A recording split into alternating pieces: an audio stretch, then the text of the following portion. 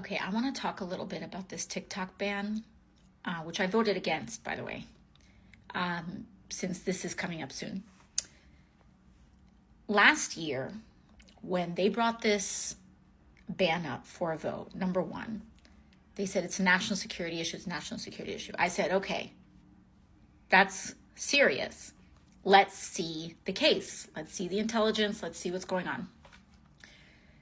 I can tell you that what was presented to all of the members voting on this thing was not very compelling. Like there was no real information that was given that was a smoking gun, that was anything specific. It was very vague, not convincing, and frankly, it was not convincing to many other members as well. In fact, very high-ranking members on the House Foreign Affairs Committee came to me after the briefing, and they were very shocked and pretty surprised at the lack of substantive information in the briefing. They were genuinely expecting there to be some real or compelling intelligence shared that would substantiate the argument. And there just wasn't. And they were surprised at the lack of information presented at it.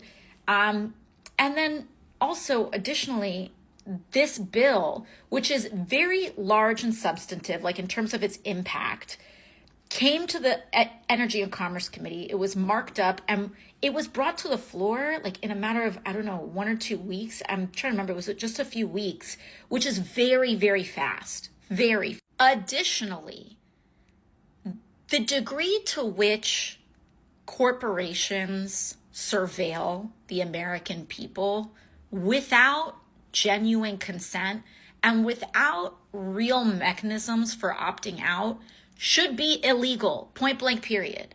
And so many of us naturally said, the answer is not just playing endless whack-a-mole with apps. The answer is that we should have real privacy legislation in the United States, and we should help people own their information and have greater agency over their personal information so that they're not being spied on all the time, whether it's a domestic company or a foreign company.